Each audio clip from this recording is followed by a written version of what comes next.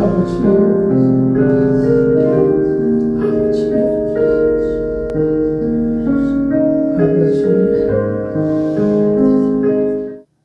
인간 속의 모든 갈등은 몰라서 그렇지만 아버지 하나님은 다 아시기 때문에 나를 향하여 그분의 오해나 갈등이 있을 수가 없습니다. 그러기에 우리는 그분에 대하여 우리의 전부를 말하고 드리고 사랑하고 쏟아도 후회할 일이 전혀 없는 것입니다. 사람에게는 사랑하고 쏟고 헌신하면 그가 나를 모르기 때문에 마음 아플 일이 있지만 아버지 앞에 내 모든 것을 아시는 그분 앞에는 우리가 다 쏟아내어도 아무런 오해의 소지도 또는 슬픔의 이유도 없어집니다. 하나님은 다 아시기 때문에 그렇습니다. 모든 것을 아시기 때문에 그렇습니다. 성경에서 하나님이 다 아신다는 것, 성경 여러 곳에서 증언하고 있습니다. 우리 마태복음 6장 31, 32절을 함께 읽어봅시다.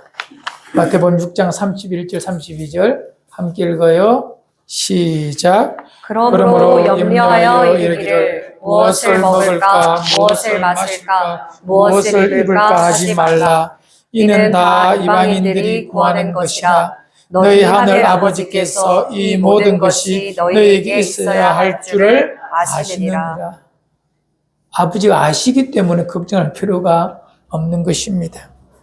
또한 시편 139편 2절로 4절 우리 한번 더 읽어볼까요? 자막 보면서 주께서 시작. 주께서 내가 안고 일섬을 아시고 멀리서도 나의 생각을 밝히 아시오며 나의 모든 길과 내가 놓는 것을 살펴보셨으므로 나의 모든 행위를 익히 아시오니 여호와여 내 혀의 말을 알지 못하시는 것이 하나도 없으시니이다. 아멘. 다 아신다는 것입니다. 아시기 때문에 우리 모든 삶은 그분 안에서 안전하고 평안합니다. 인생에 있어 가장 큰 문제는 이 고난의 문제인데 이 고난의 문제의 해법도 한 가지입니다. 하나님이 내 고난 아신다는 것, 나의 고난이 하나님 앞에서 다 만난다는 것입니다. 내가 만나는 고난이 하나님 앞에 있다는 것, 이것만 우리가 알고 있다면 이 고난마저도 우리는 믿음으로 다시 성화할 수 있는 근거가 발견될 수가 있는 것입니다. 인생에 걱정거리 없는 사람이 있겠습니까? 시험 없는 인생이 어디 있겠습니까? 정도의 차이는 다 있지만 또 그 시기와 기간의 차이가 있을 뿐이지 다 있습니다. 그 고난이 나의 실수와 죄로 인하는 고난일 수도 있고요. 아니 하나님께서 각별히 나를 연단시키기 위한 고난일 수도 있다는 것입니다. 어떤 고난이든 혹이 둘이 복합적으로 나한테 찾아올 수도 있어요. 이 고난의 문제도 하나님 앞에 다 있는데 죄로 인한 고난이라면 회개하면 되는 것입니다. 돌이키면 되는 것입니다. 또한 그렇지 않는 경우 하나님께서 나를 다루시기 위한 각별한 욥의 고난 같은 경우라면 우리는 충분히 더욱더 깊이 있게 주님 앞에 더 이렇게 한 걸음 나아갈 수가 있는 것입니다. 그래서 오늘 본문의 말씀을 함께 읽기를 원합니다. 욥기 23장 8절로 10절입니다. 한 절씩 우리 교독합시다. 함께 읽어요. 제가 8절입니다. 그런데 내가 앞으로 가도 그가 아니 계시고 뒤로 가도 보이지 아니하시며 여러분 그가 왼쪽에서 일하시나 내가 만날 수 없고 그가 오른쪽으로 돌이키시나 배울 수 없구나. 그러나 내가 가는 길을 그가 아시나니 그가 나를 단련하신 후에는 내가 순금같이 되어 나오리라. 아멘. 11절 시작. 내 발이 그의 걸음을 바로 따랐으며 내가 그의 길을 지켜 치우치지 아니하였고 내가 그의 입술의 명령을 어기지 아니하고 정한 음식보다 그 입의 말씀을 귀히 여겼도다. 아멘. 오늘 욥기의 말씀을 잠시 묵상코자 하는데 이 욥기의 주제가 욥의 인내라고 우리가 알고 있는데 맞습니다만은 어떻게 이것이 가능하냐라는 질문에 대한 답이 오늘 설교의 제목입니다. 아버지께서 다 아시기 때문에 욥이 이런 삶을 살아낼 수가 있습니다. 우리는 욥기에 대해 너무나 잘 알고 있습니다.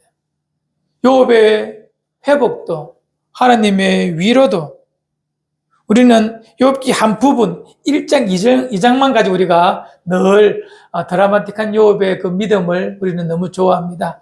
혹 모르시는 분이 계셔서 잠시 설명해 드리겠습니다. 욥이라는 사람이 사는데 그 욥에게 찾아오는 큰 고난이 있습니다. 그 고난의 날과 시간들이 너무 강력해 보입니다. 욥 1장에 보면 이런 욥에게 찾아오는 고통의 시간들을 열거하고 있습니다. 저 남쪽에 있는 서바 사람들이 올라와서 그의 큰 기업의 한 부분인 500겨리의 소와 500마리의 나귀를 빼앗아 가버립니다. 500겨리란 말은 폐허, 쌍둥이, 한 쌍을 말하거든요. 500겨리라면 1000마리란 말이에요. 1000마리의 소와 1000마리의 나귀를 빼앗아 가버리고 그 나귀와 그 소를 치던 종들도 다 죽여버렸다는 소식이 들려옵니다. 그런데 그 소식이 그 종들에게 그 종의 말이 마치기도 전에 또 한 명의 종이 달려와서 이렇게 말합니다. 하늘에서 갑자기 불이 내려와서 당신의 양 7,000마리가 한꺼번에 다 죽었고 또한 종들도 함께 죽었습니다라는 비보를 전합니다. 이에 그의 말이 끝나기 전에 또 한 종이 달려와서 저 동쪽에 있는 갈대아 사람들이 와서 그 약대 3,000마리를 다 빼앗아 가버리고 그 종들도 칼로 다 죽여버리고 빼앗아 갔습니다. 라고 이렇게 말합니다. 일평생 욥이 쌓아놓았던 그 재산이 한꺼번에 하루아침에 끝나버리는 거예요. 날아가 버린 것입니다. 인생의 터가 무너져 버립니다. 하지만 이쯤 되더라도 욥은 재기할 수 있는 힘이 있고 또 믿음 있는 사람이잖아요. 이쯤 되면 그래도 욥은 살 의욕도 있을 것입니다.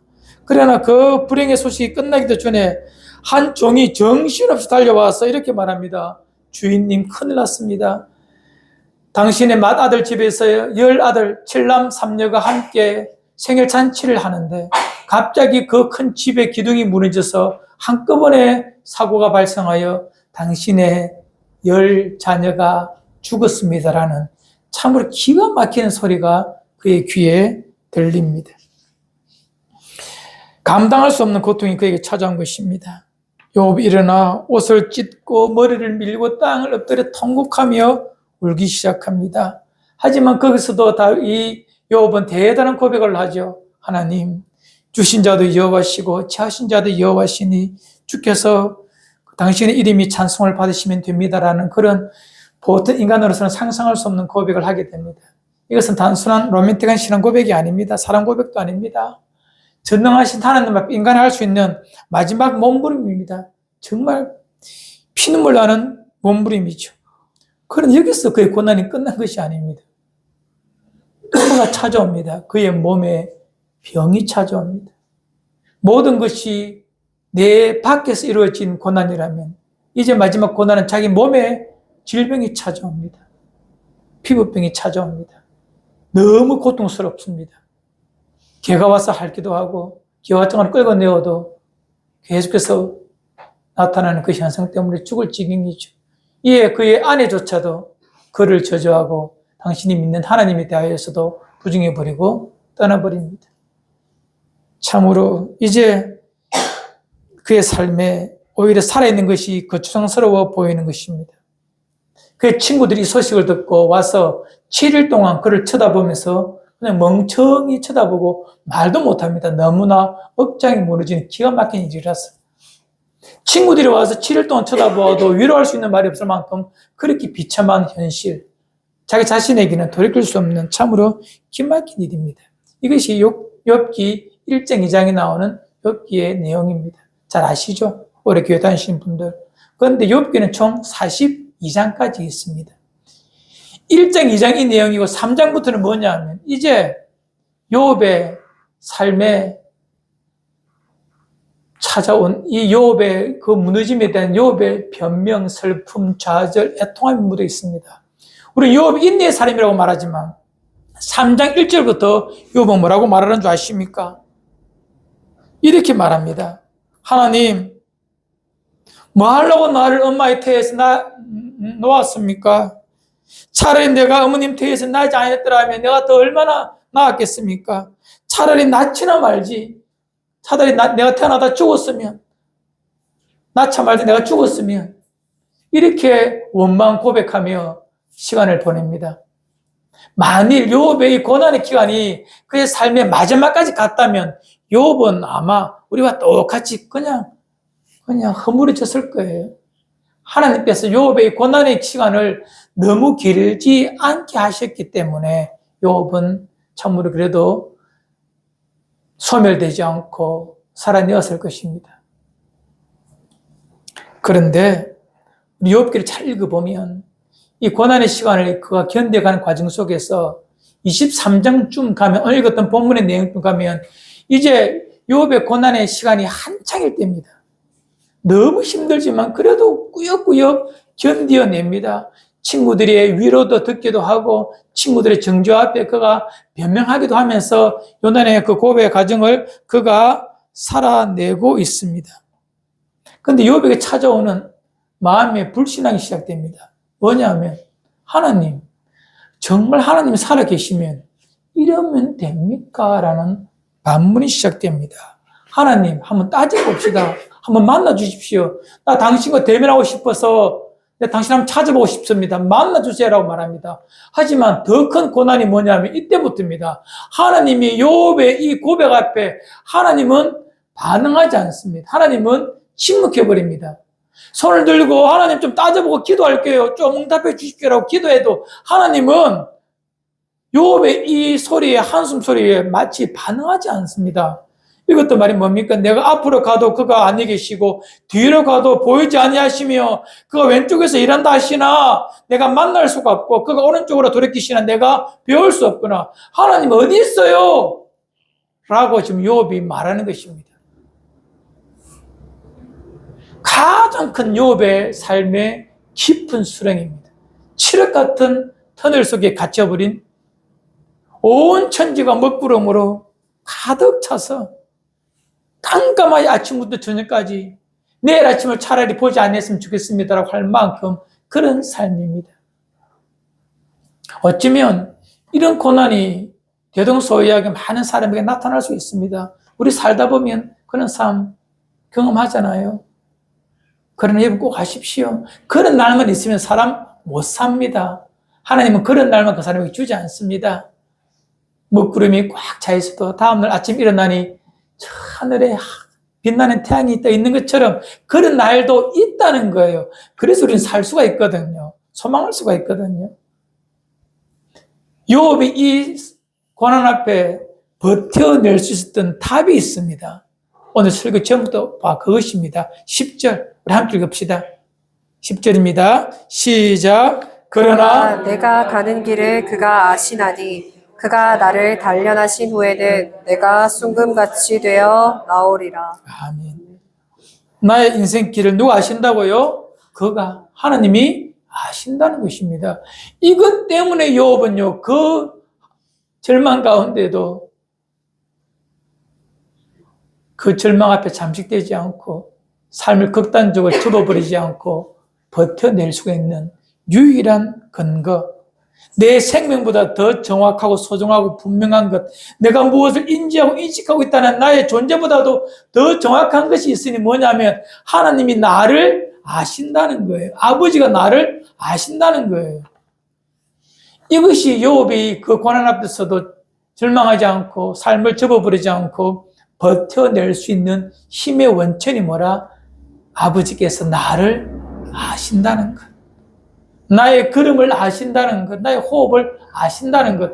이 변함없는 이 약속, 이 정은 때문에 욥은 버텨낼 수가 있습니다. 이 땅에 수많은 사람들이 교회를 다니면서 하나님께서 다 아신다는 것을 알고는 있지만 그것을 믿지를 못해요. 전적으로 신뢰하지를 못해요. 그럴까?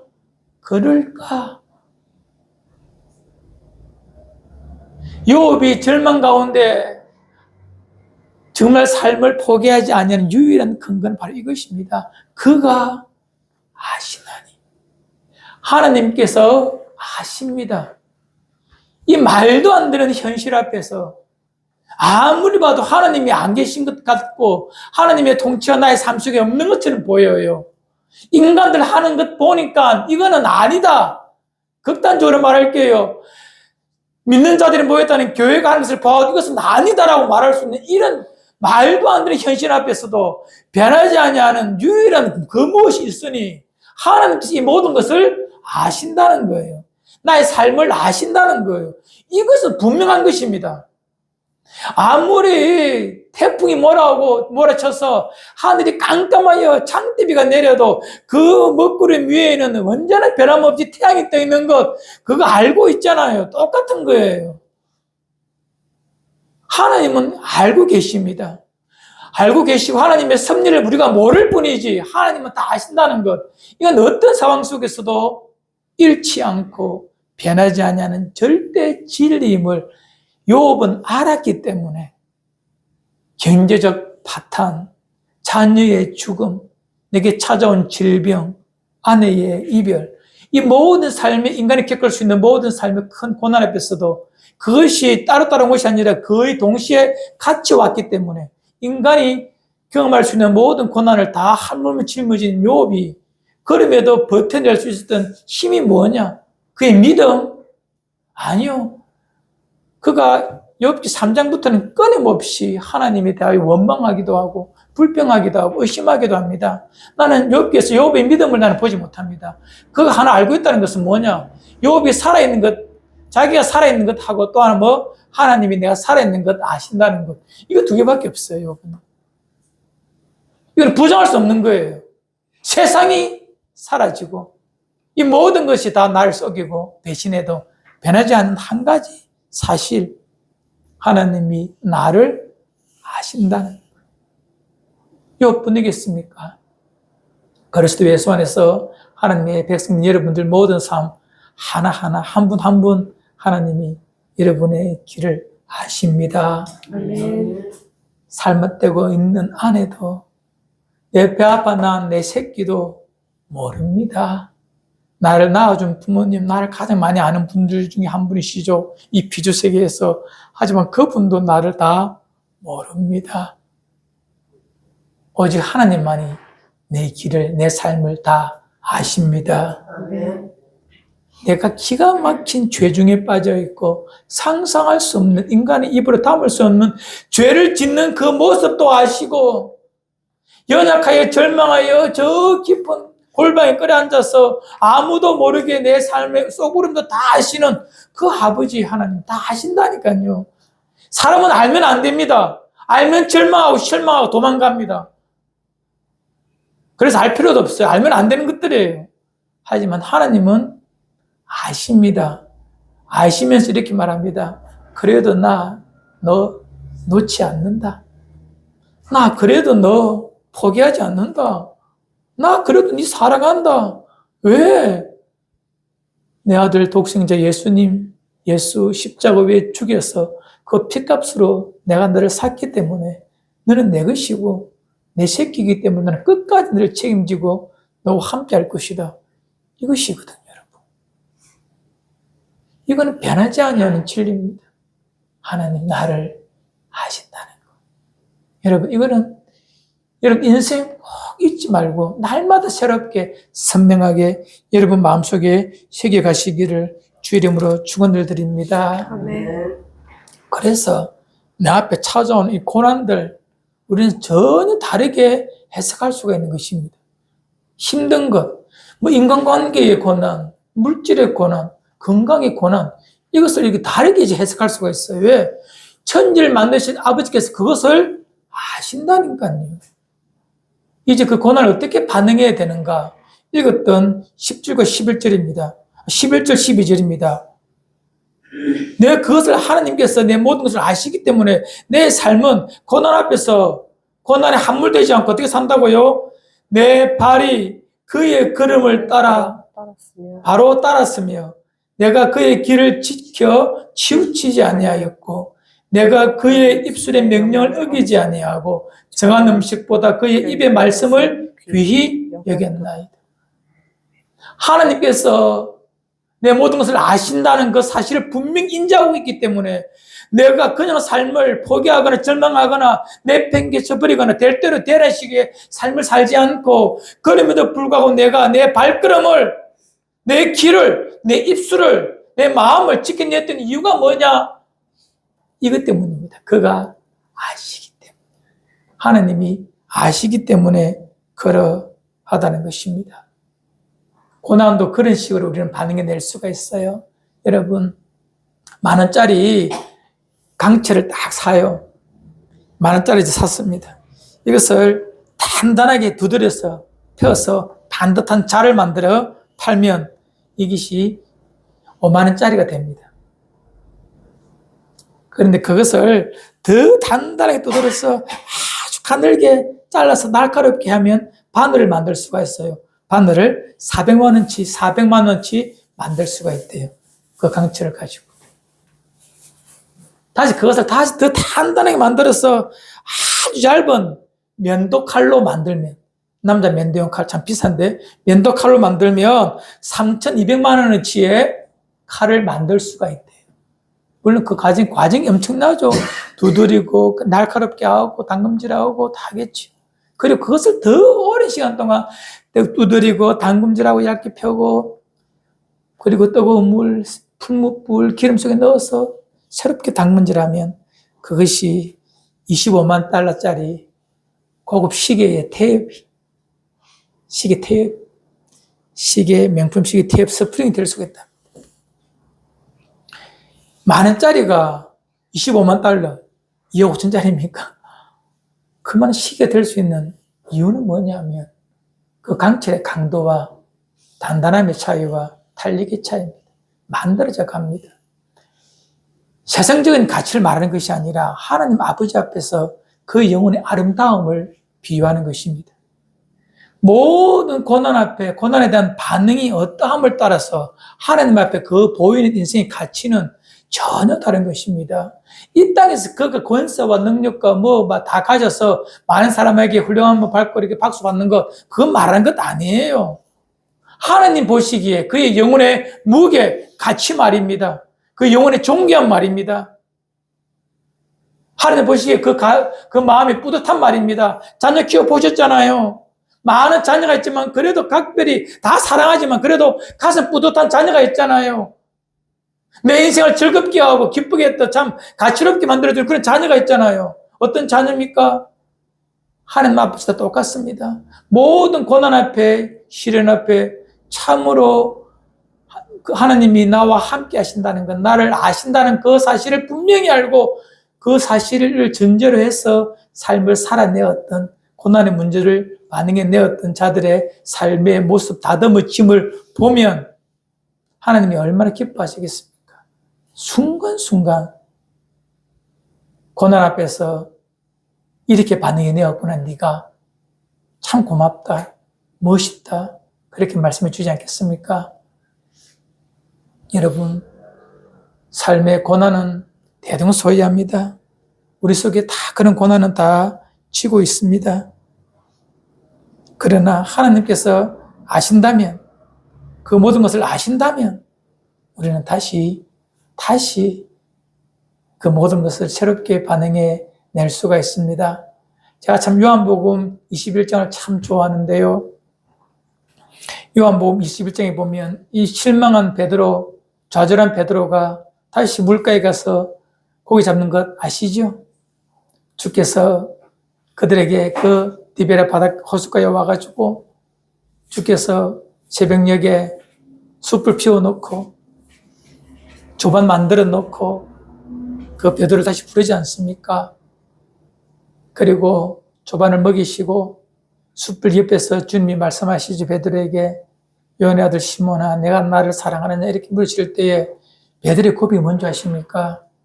내가 사랑하는 줄 주께서 만다고요? 아십니다. 베드로의 유일한 회복은 내가 배신자고 연약하여 닭 울음소리보다 가벼운 내 입술의 무게를 가지고 주님 사랑한다 말하는 것, 그거 못 지키는 것, 배신할 것 다 아셨지만 주님, 그래도 내가 주님 사랑하는 그 마음도 아시지 않습니까? 연약한 거 아시죠? 알아요, 주님. 그래도 주님 그 아시는 마음, 베드로가 주님 사랑하는 그 마음 주님이 아시잖아요. 그것 때문에 다시 시작되고 다시 할 수 있는 것입니다. 여러분, 이 땅을 살면서 고속도로 위를 달리는 자동차처럼 그렇게 막 잘 나가는 인생 없습니다. 수십만 명, 수만 명을 만나보아도 목회하면서 참으로 참 태어날 때부터 너무나 연약하고 병든 자로 태어난 자도 보았고 참으로 잘난 집에서 평생 죽을 때까지 화려한 삶을 사는 그런 사람도 보았습니다. 다 살펴보았지만 저 한 달에 8,000원짜리 만원짜리 월세 달세방도 아닌 진짜 그런 곳에서 사는 사람도 보았고요. 저 해운대에서 한 평에 8천만 원짜리 이래 가는 집을 사는 한 평에 말입니다. 그래 사는 사람들 집에 신방도 가봤어요. 다 들어보았습니다. 삶을 대동소이합니다. 다 힘듭니다. 다 아픕니다. 다 어렵습니다. 그들을 보기에 내 집만, 내 고난만, 내 삶만 아파 보이고 무거워 보이고 힘들어 보이지만 다 비슷비슷해요. 지만은 다 자기만의 무게감에 고난을 다 지고 있습니다. 각자의 삶의 무게는 양은 다르고 무게감은 다르겠지만 다 그만큼은 힘듭니다. 그 순간 우리 기독교인의 유일한 회복의 근거는 다시 새롭게 할 수 있는 유일한 답이 있다면 내 가는 길을 아버지가 다 아신다는 거예요. 누가 아신다고요? 아버지가 다 아십니다. 그것 절대 의심하지 말고 그 믿음, 그것 힘이 지지 않도록 날마다 여러분 마음에 그 사실 확인하고 새롭게 하시기를 주의 이름으로 축원을 드립니다. 네. 그렇게 그 순간 잊지 않고 살면 고난 앞에서도 나는 어찌할 수 있다고요? 평안할 수가 있어요.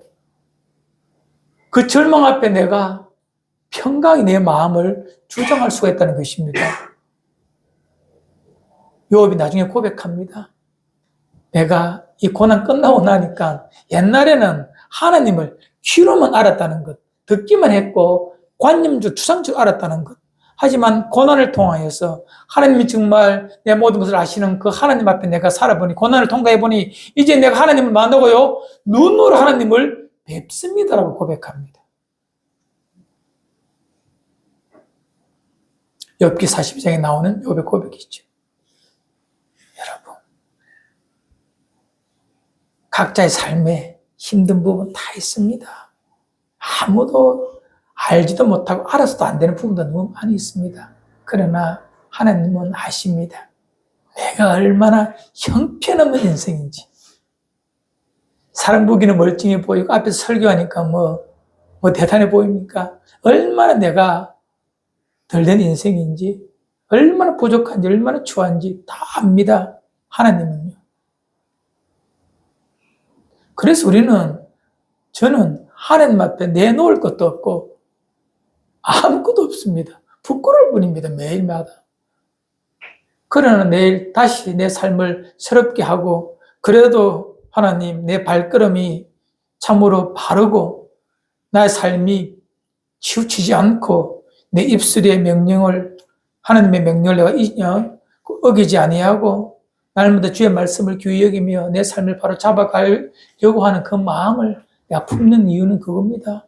그래도 주님 내 아시고 나는 그래도 그 아시는 주님 앞에 이렇게 살아보고 싶습니다라는 그 몸부림이 있습니다.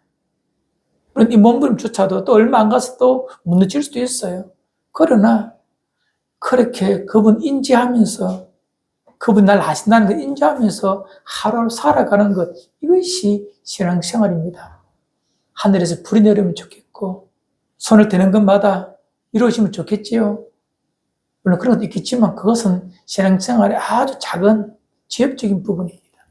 진짜 중요한 것은 순간 매 순간 호흡할 때마다 사람을 만날 때마다 일을 할 때마다 이것 아버지께서 아신다.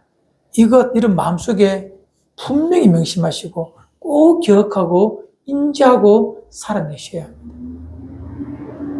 하나님은 욥의 이 고백 때문에 그러나 나의 가는 길 오직 그가 아신나니 나를 단련하신 후에 나를 정금 갖게 하시리라. 이 고백을 하나님은 욥의 입에서 듣고 싶었어요. 그 고백 뒤에 하나님은 이제 욥의 삶을 회복시키십니다. 사탄에게 말합니다. 이제 우리 내 사랑하는 욥 건들지 마라. 여러분 잘 아시죠? 욥기는 처음에 하나님께서 욥의 신앙을 달아보기 위하여 사탄에게 욥을 만지도록, 욥을 유혹하도록, 시험하도록 하나님이 허락하신 거예요. 욥이 정말 악을, 죄를 지어서 그를 때리신 것이 아니라 욥의 신앙의 무게를 많은 사람에게 보여주기 위하여서 욥의 마지막 순간 입에서 뭐가 나오나 한번 들어봐라, 이것을 보여주기 위한 하나님의 다루심이었어요. 욥은 알았습니다. 그 고난 앞에 인간은 연약하여 절망해버리고 차라리 내가 태어나지 않았으면 좋았겠습니다라는 그런 말까지 하면서 힘들었지만, 그러나 그가 그 마음 의심하지 않고 찬란히 빛났던 하나의 명제, 하나의 사실, 나의 길, 주께서 아버지가 아신다는 거예요. 이건 흔들리지 않았다는 거예요. 그럼 내가 어떻게 살아야 되는지, 나 하루 어때야 되는지 자명해집니다. 내 만나는 자에게 어떤 말을 해야 되고, 내 입술에 무엇을 담아야 하고, 내 발걸음이 어떠해야 됨이 분명해지는 것입니다. 연약하여 또 넘어질 수 있지만, 베드로처럼 그렇게 쉽게 말하고 또 좌절할 수 있지만, 그것도 하신 아버지께서 다시 우리를 회복시키고 새롭게 하실 것입니다. 이 반복이 신앙 여정이고 과정입니다.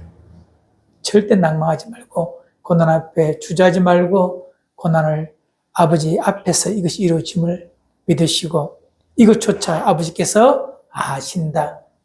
꼭 붙들고 이 마음으로 여러분의 삶을 아름답게 읽고 가기를 주의 이름으로 축원을 드립니다. 네. 찬송 412장 드립시다.